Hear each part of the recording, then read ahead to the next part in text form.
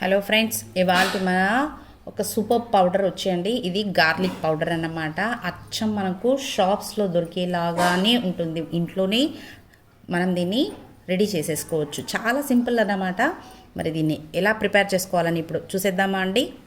చూడండి, ఇక్కడ నేను ఒక 1/2 kg వరకు గార్లిక్ అదే అండి తెల్లవాయిని తీసుకున్నాను. వీటిని బాగా శుభ్రంగా కడిగేసి కచ్చా పచ్చాగా ఏం చేసుకుందాం, దీన్ని మిక్సీకి వేసుకొని తీసుకుందాం.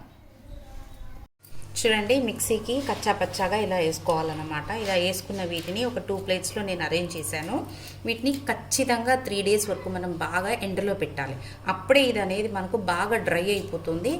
సన్లైట్ అనేది మస్ట్ అన్నమాట. మనం వేసుకునేటప్పుడే ఇలాగ వచ్చేస్తాయి. చూడండి, కొన్ని వచ్చేస్తాయి, కొన్ని మనము నెక్స్ట్ డ్రై అయ్యాక ఎలా చేయాలని చూద్దాం. చూడండి, ఇక్కడ 3 days వరకు నేను దీన్ని బాగా ఎండలో పెట్టాను. ఎంత సూపర్గా క్రష్ అయిపోయింది చూడండి. మనకి ఇలా తోలు కూడా బయటికి తేలేస్తుంది అనమాట. ఇప్పుడు దీన్ని ఏం చేస్తామో ఒక మిక్సీ జార్లోకి వేసుకొని దీన్ని ఫైన్ పౌడర్గా రెడీ చేసి తీసుకొద్దాం. చూడండి, ఇలా ఫైన్ పౌడర్గా దీన్ని రెడీ చేసి తీసుకొచ్చేసాను.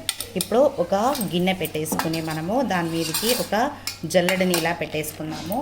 పెట్టుకుని ఈ పౌడర్ మొత్తాన్ని ఇలా వేసేసుకుందాం.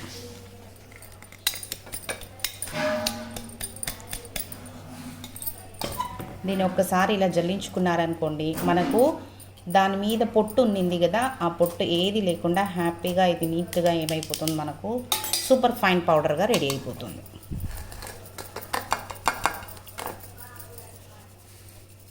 చూడండి, మనం తోలు తీయాల్సిన అవసరమే లేదు. బాగా సూపర్గా ఇలా తోలంతా మనకి బయటకు వచ్చేస్తుంది. చూడండి, మన పౌడర్ ఎంత సాఫ్ట్గా వచ్చిందో. మన సూపర్గా ఉండే గార్లిక్ పౌడర్ రెడీ అయిపోయింది. చాలా ఈజీ కదండి. ఒక 3 days వరకు ఎండలో పెట్టారనుకోండి, హ్యాపీగా మీరు బయట కొనకుండా ఇంట్లోనే హెల్తీగా గార్లిక్ పౌడర్ని ఇలా రెడీ చేసేసుకోవచ్చు.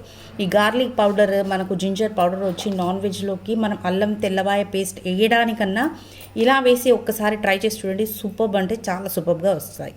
మరి నచ్చిందా మీకు కూడా? అయితే ఒక్కసారి మీరు కూడా ట్రై చేసి చూడండి. మీకు ఎలా వచ్చిందని నాకు కమెంట్లో తెలపండి. నా ఛానల్ని సబ్స్క్రైబ్ చేసుకోండి. This is learn is with Geetha. Thank you for watching.